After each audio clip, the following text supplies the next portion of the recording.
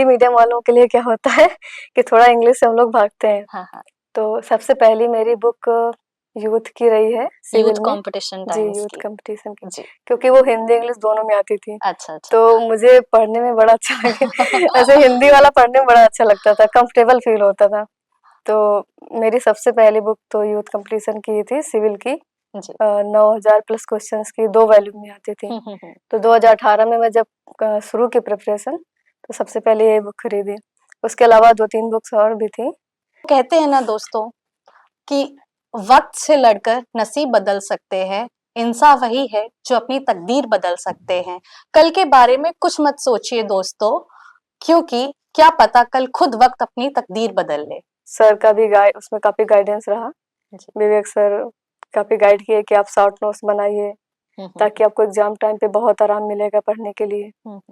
ने फॉर्म भरा 2018 में, जी, उसके बाद ये एग्जाम हुआ नहीं 2022 2022 में तक। हुआ। 4 साल का ये सफर स्ट्रेसफुल भी रहा बहुत होगा, ज्यादा। पेरेंट्स का भी बहुत दबाव जी, रहता है, स्पेशली अगर आप एक लड़की हैं तो नहीं ये उनको बात टेंशन भी में, होने लगती जैसे लोग बोलते हैं कि अब 4 साल हो गया है, कुछ लोग कहते थे कि बिटिया को कब तक बाहर रखोगे, है। हाँ। घर बुला लीजिए। अब नहीं हो रहा है कहीं। प्रिपरेशन के दौर पे मैं मानूंगी कि अच्छे दोस्तों को होना बहुत जरूरी है। तो अब अपने करंट जॉब के बारे में कुछ बताइए कि कितने टाइम से आपने आपकी जॉब ज्वाइन हो गई और कब से आप कर रहे हैं? देख रहे हैं पुराने पैटर्न को कि एग्जामिनर जिन सब्जेक्ट से उठा रहा है क्वेश्चंस, तो बच्चे क्या मतलब स्टूडेंट क्या करते हैं कि केवल उन्हीं सब्जेक्ट पे ज्यादा फोकस करता है। लेकिन आजकल जो एग्जामिनर है वो पैटर्न ब्रेक करते हैं। हाँ। 22 का कोई डी लगाना है, आप 23 में लगा दे रहे और हैं, नेगेटिव मार्किंग तो हो जा 2 रहा क्वेश्चंस है। जी चले गए जी। आपके। तो आप ये देखिए कि आपका प्लस पॉइंट क्या है। हाँ। आप दूसरों के बताए तरीके पे बिल्कुल भी विश्वास मत करिए ज्यादा।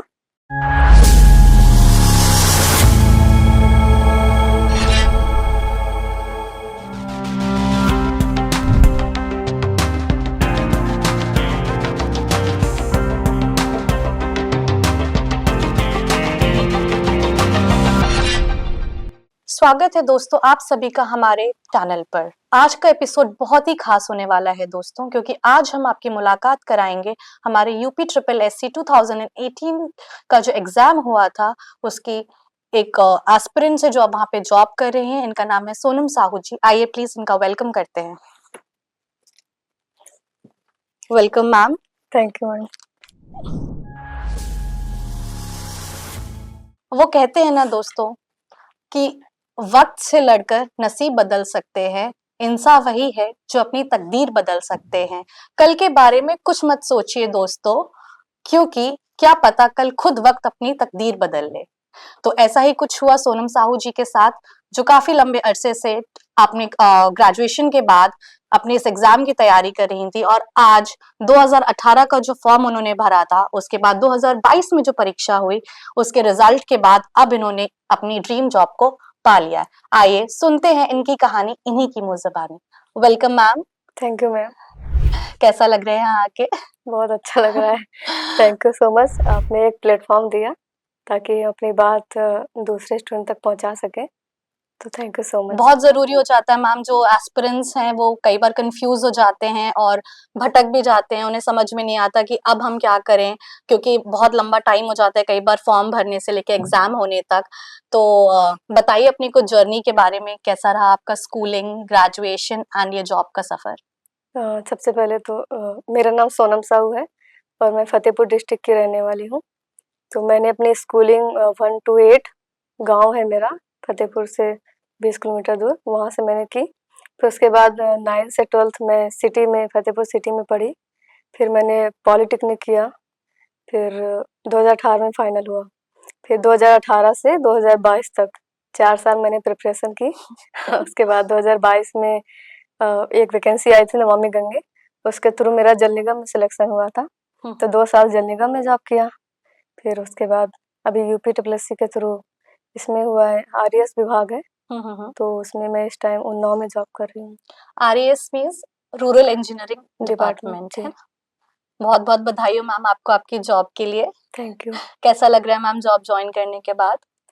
जैसा कि जॉब तो मैंने पहले ही भी किया है 2 साल जल निगम में। हाँ हाँ। तो बट अभी जो जॉब मिली है तो वो तो ड्रीम था मेरा। हाँ, हाँ। उसी के लिए 4 साल तैयारी की, तो बहुत अच्छा लगा है, घर में भी सब लोग बहुत खुश हैं। हाँ, हाँ, हाँ। तो मैम आपकी 2018 से 2022 की जर्नी के बारे में कुछ बात कर लेते हैं। जी। कैसा रहा ये 4 साल का सफ़र? काफ़ी लंबा टाइम हो गया है। इतने लंबे टाइम में आपने कोई और भी एग्ज़ाम की तैयारी कर रही थी कि आप सिर्फ़ इसी एग्ज़ाम का नहीं, मेन नहीं। फ़ोकस था? तैयारी तो मेन जेईई की तैयारी कर रहे थे, तो उस बीच में 3-4 एग्ज़ाम और भी दिए, तो कहीं नहीं हो रहा था। हाँ। काफ़ी डिमोटिवेशन भी हुआ कि क्यों नहीं हो रहा। मैं शुरू से ही जैसे बता दूँ कि पढ़ने में ठीक-ठाक रही हूँ। हुँ, हुँ, हुँ। फिर घरवाले भी क्वेश्चंस करने लगते हैं कि 4 साल हो गया है, अभी क्यों नहीं हो रहा है। हम भी अपने ऊपर सेल्फ डाउट होने लगता है कि कहाँ क्या कमी रह गई, क्यों नहीं हो रहा है।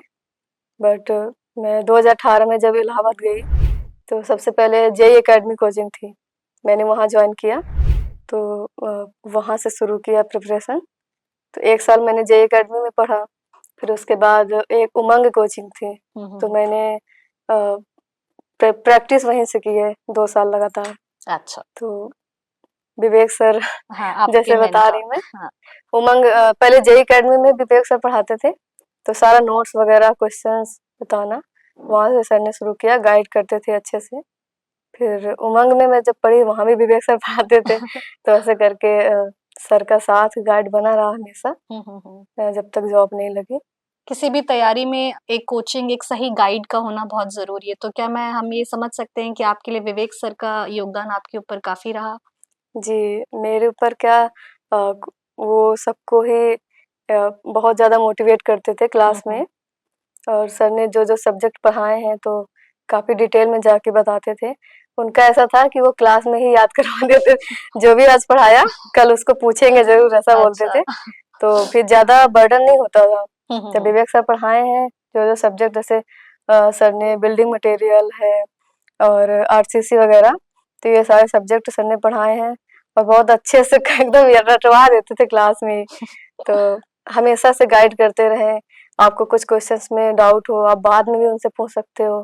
तो ऐसे करके मोटिवेट भी करते रहे बहुत ज़्यादा। जी, तो आपके लिए सारे एस्पिरेंट्स के लिए भी ये बहुत सवाल इम्पोर्टेंट हो जाता है कि हम कौन से रेफरेंस बुक्स का यूज़ करें, हम कौन सी बुक्स मटेरियल अपने क्या लें, तो आपने कौन से मटेरियल्स एंड बुक्स का रेफरेंस लिया अपनी इस जर्नी में?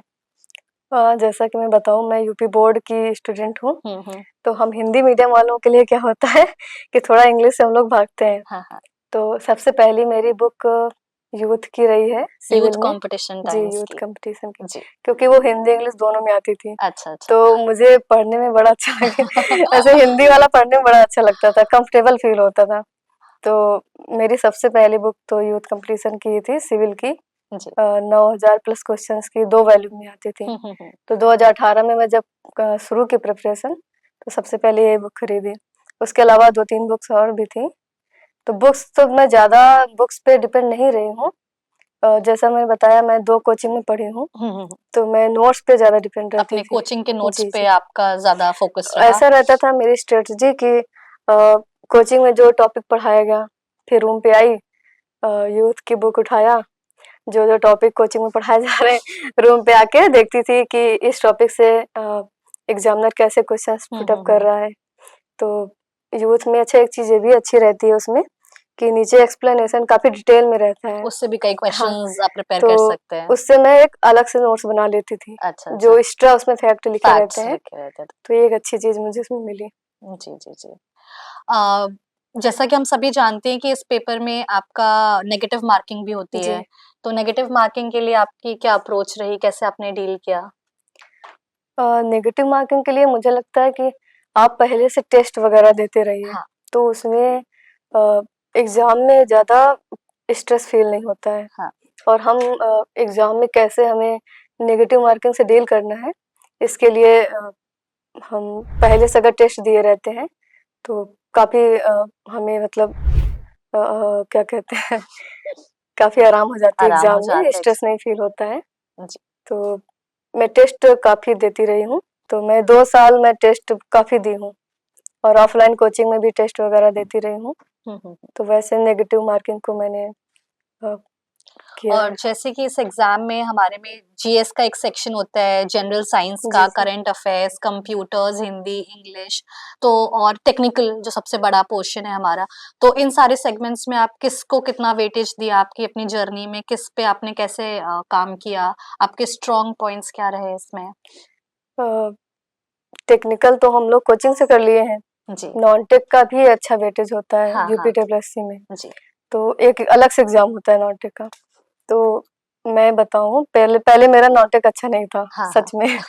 फिर ये लॉकडाउन के टाइम पे इधर काफ़ी 2-3 महीना टाइम मिल गया हमें, तो मैंने अपना नॉन टेक उसमें काफ़ी कवर किया है। और मैं सच बताऊँ, यूपीडब्ल्यूएससी में जो भी मेरा सिलेक्शन हुआ है, तो उसमें टेक्निकल का वेटेज तो मेरा था ही, मेरा नॉन टेक में अच्छा स्कोर रहा है।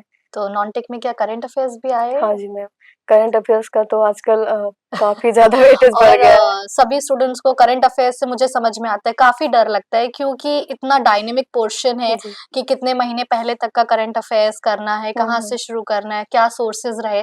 तो आपने कितने महीने पुराना तक का करंट अफेयर्स प्रिपेयर किया और आपकी करंट अफेयर्स को लेके क्या स्ट्रैटेजी रही?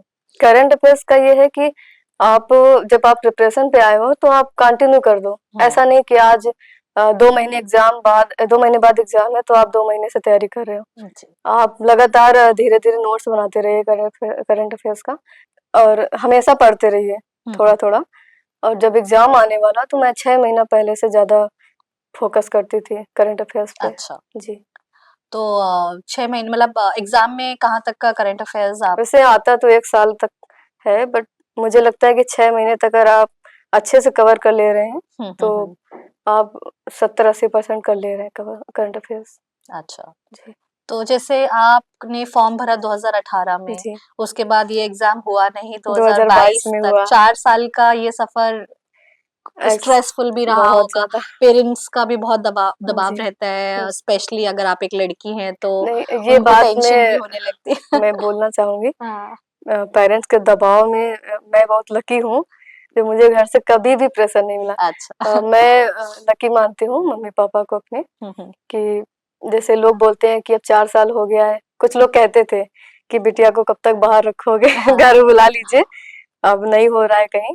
मम्मी-पापा कहते कि एग्ज़ाम पे फॉर्म भरी है तो कभी ना कभी पेपर होगा ही, हुँ, हुँ, हुँ। चाहे 4 साल लग जाए, चाहे 5 साल, आपको रहना वहीं है और आपको तैयारी करते रहना है। तो ऐसा करके घर से काफ़ी गाइडेंस मिलता रहा और मोटिवेशन। तो मेरे जी। 2 भाई हैं, वो भी काफ़ी मोटिवेट करते रहे हमेशा। और आपके प्रिपरेशन के दौर पे मैं मानूँगी कि अच्छे दोस्तों का होना बहुत ज़रूरी है, क्योंकि आप हमेशा तो आप खुद से मोटिवेट नहीं रह सकते हैं। जी। तो अच्छे दोस्त हों जो आपको समझाएँ, आपको कभी स्ट्रेस फ़ील हो तो आपको उनसे बात करके अच्छा लगे, तो जी। होना ज़रूरी है। जी।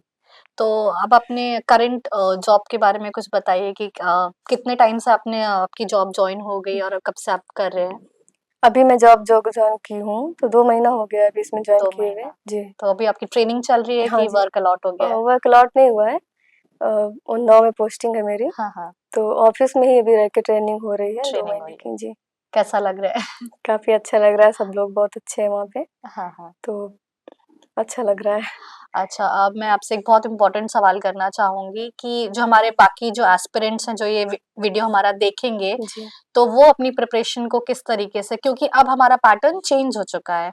अब पीईटी के थ्रू अब हमारे हुँ, 2 पार्ट्स में एग्ज़ाम हो रहा है। Screening common to all exams हमारा हो चुका है। जी। मेंस का फॉर्म आ चुका है। उन्होंने पाठ्यक्रम और अपने जो एग्ज़ाम की डिटेल्स हैं, वो भी प्रोवाइड कर चुकी हैं कि कितने मार्क्स का कितने सब्जेक्ट आएँगे, जिसमें जैसे कि जो मैंने देखा तो उसमें 20 मार्क्स का आपका 15 मार्क्स का कंप्यूटर्स का पोर्शन आएगा, 20 मार्क्स का यूपी स्पेशल।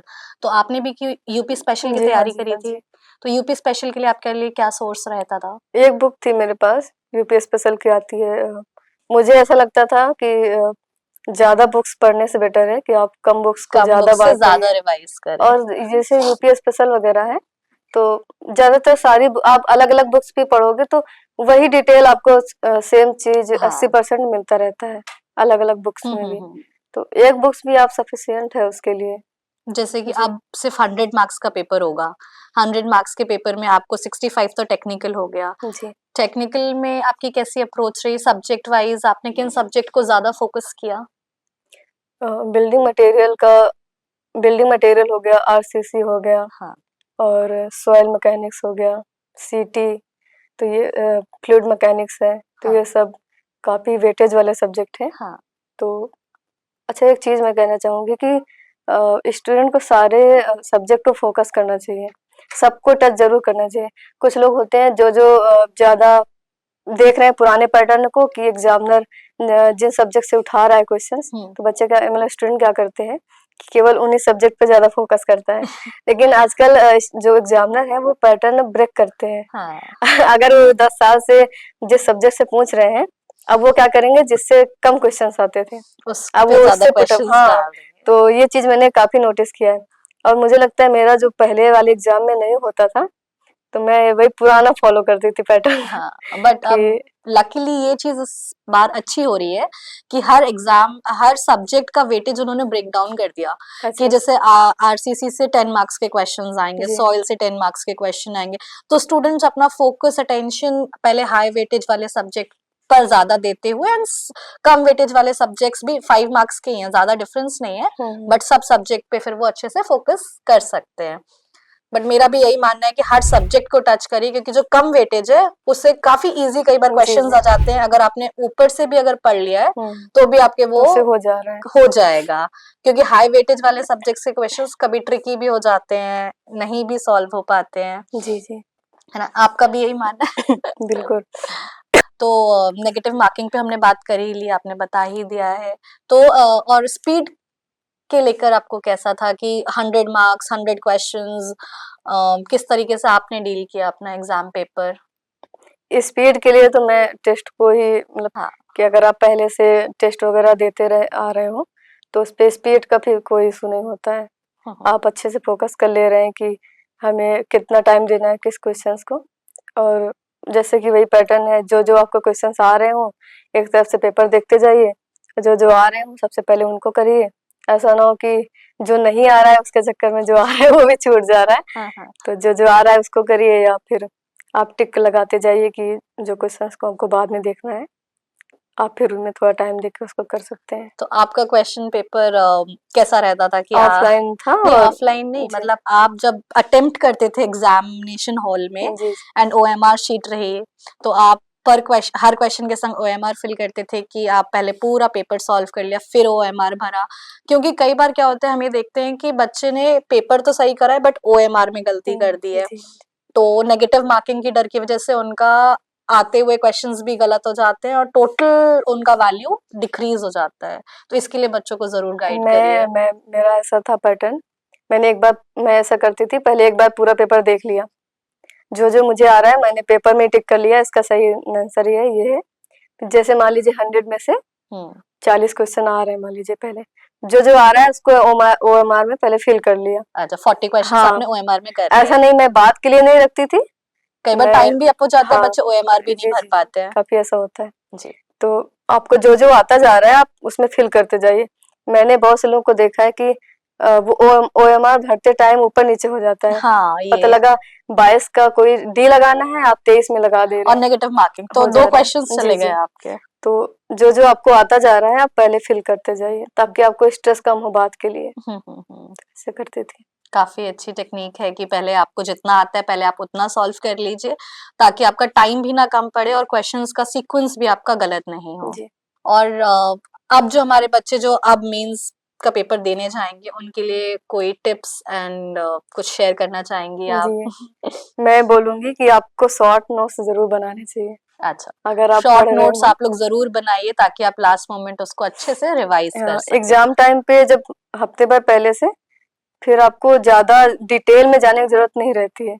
आपने जो साल भर पढ़ा है आप उसको एक अपना पर्सनल नोट्स बनाइए, ऐसा नहीं कि उसको बहुत कलर करके डिजाइन्स बनाना है। मैं क्या करती थी, एक ही पेन से मैंने बना लिया पूरा नोट्स, जी फिर बाद में जब रिवीजन किया तो उसमें पेंसिल से या हाइलाइटर से उसको हाईलाइट कर लिया।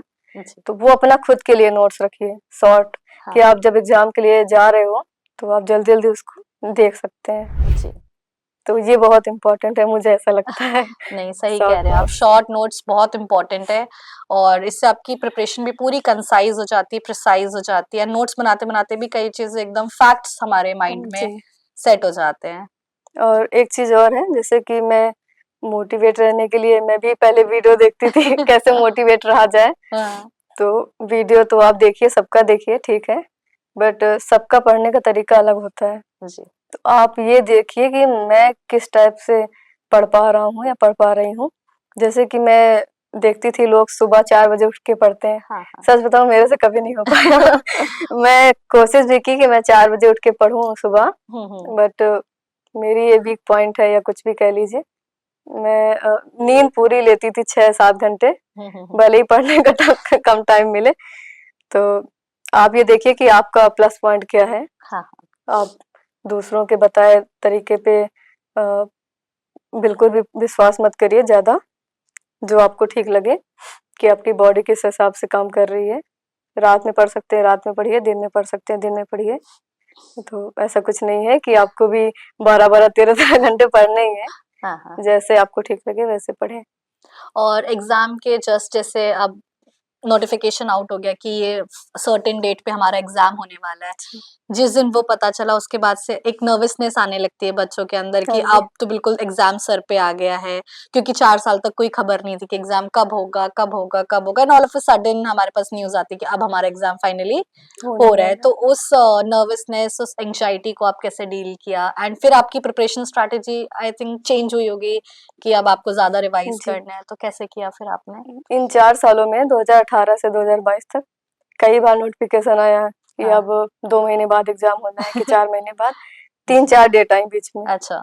तो हम लोग लग जाते, जब हाँ डेट आती हम लोग लग जाते कि अब पढ़ना है पढ़ना है। हाँ हाँ। पता चलता है कि पोस्टपोन हो गया एग्जाम। तो काफी डिमोटिवेशन होता कि अब क्या करेंगे, अब इलाहाबाद में कब तक रहेंगे। जी। ऐसे डिले होते जा रहा है, होते जा रहा है। फिर जब फाइनली लास्ट में 2022 में एग्जाम होने को था, अप्रैल में हुआ था एग्जाम, तो जब नोटिफिकेशन आया तब से हम लोगों ने पढ़ना शुरू कर दिया। तो जो हम लोग के वीक पॉइंट्स हैं, जैसे कि मेरा था कि मैं पहले शॉर्ट नोट्स नहीं बनाती थी। अच्छा। हाँ, हाँ जी। तो फिर मैंने शॉर्ट नोट्स बनाने शुरू किए। सर का भी गाइड, उसमें काफ़ी गाइडेंस रहा। जी। विवेक सर काफ़ी गाइड किए कि आप शॉर्ट नोट्स बनाइए, ताकि आपको एग्जाम टाइम पे बहुत आराम मिलेगा पढ़ने के लिए। और टेस्ट सीरीज शुरू कर दिया था मैंने। अच्छा। ऑफलाइन कोचिंग में भी मैं टेस्ट देती थी जाके, एंड ऑनलाइन भी कर रहे ऑनलाइन भी देती थी। तो ऐसे करके तैयारी अपनी मजबूत की। हैं। अच्छा। काफी अच्छा लगा मैम आपसे बात करके। आपने जितनी भी टिप्स एंड ट्रिक्स दी, एक बार मैं अपने स्टूडेंट्स के लिए रिवाइज करा देती हूँ, समराइज कर देती हूँ कि जैसे कि मैम ने बताया कि हमें हमेशा शॉर्ट नोट्स बना के रखने चाहिए, एग्जाम के पहले रिवीजन में काफी हेल्प करते हैं। और नेगेटिव मार्किंग के लिए भी मैम ने जैसे कि हमें बताया कि आप वही क्वेश्चंस करें जो आपको बहुत श्योर है कि जी। आपको आता है। मैम क्या आप इसमें, कई बार होता है हमें 50-50 डाउट होता है हमारे एमसीक्यूज में कि हम ये वाला ऑप्शन करें कि वो, तो उसके लिए आप क्या करते थे? अगर आपको थोड़ा डाउट हो रहा है, जैसे कि कभी-कभी होता है बहुत दिन पहले कोई क्वेश्चंस पढ़ा हुआ होता है, हाँ। तो लगता है कि ये वाला ही सही होगा, जी। तो मैं लगा देती थी टिक। हाँ, हाँ। अगर मुझे श्योर है कि 70% भी अगर लग रहा है कि यही होगा, हाँ, हाँ। तो मैं छोड़ती नहीं थी क्वेश्चंस। वो अगर ना भी करते तो भी नंबर नहीं आते उतने। हाँ। तो अगर आप 70% भी आपको लग रहा है कि नहीं, कहीं थोड़ा क्लिक कर रहा है माइंड में कि हमने कभी तो पढ़ा है इसका, हाँ, हाँ। यही आंसर होना चाहिए, हाँ। तो मैं कर देती थी टिक। तो और एस्टिमेटेड गेस है कि वाइल्ड गेस? मतलब कि नहीं, वो सही भी होता था, हाँ, हाँ। ऐसा मैंने सही भी देखा होता है, है तो जी। आपका एस्टिमेटेड गेस है अगर कि माइंड में आ रहा है कि मैंने कभी तो पढ़ा है, लगता जी। है कि इसका यही होगा, हाँ जी, हाँ जी। तो ऐसा नहीं कि तुक्का नहीं मारना है कि बिल्कुल उस तुक्का क्वेश्चन नहीं को कभी मारना है। देखा ही नहीं है और फिर आप उसको डायरेक्ट हाँ, तुक्का लगा दे रहे हो, ऐसा नेगेटिव नहीं है। मार्किंग से बचने का सबसे अच्छा बिल्कुल। तरीका है कि हमें ब्लाइंड गेसेस नहीं नहीं, मारने, नहीं। तुक्के नहीं मारने हैं। जो आता है वो कर लीजिए, और जिस पे आपको डाउट है और 70% हाँ 80% जी, आपको जी। लग रहा है कि ये हो सकता है, उन्हें ज़रूर अप्रोच कर लीजिए। बहुत अच्छा लगा मैम आपसे बात करके। आई थिंक हमारे स्टूडेंट्स को बहुत हेल्प करेगा, अब एग्ज़ाम क्योंकि नज़दीक है, कभी भी हो सकता है। तो एक चीज़ मैं कहना चाहूँगी, जी। जो अभी वीडियो देख रहे हैं या बाद में देखेंगे, कि अ, अगर आपका एग्ज़ाम का नोटिफ़िकेशन आ गया है, तो आप दुनिया भर की सारी चीज़ें छोड़ के आप इतना हद तक पढ़ लीजिएगा कि आपको बाद में रिग्रेट ना हो कि उस टाइम ये चीज़ ना किए होते, अपनी पढ़ाई किए होते तो ज़्यादा बेटर रहता। बाद में आपके पास अभी मैं जॉब में हूँ, बहुत टाइम मिलता है कि मेरा जो हॉबी है या हाँ, मुझे जो पसंद है वो करने के लिए हाँ। बहुत टाइम मिलेगा। तो बस आपको केवल और केवल पढ़ना ही है बहुत इतना। अच्छी बात कही मैम आपने कि जुट जाइए उस हुँ, सफलता को पाने के लिए, फिर मंजिल भी आप ही की होगी। और जितनी भी पर्सनल चीज़ें हैं, जिनका शौक है, वो तो आप जॉब में लगने के बाद जी, भी पूरा बिल्कुल। कर सकते हैं। नमस्कार, थैंक यू मैम। थैंक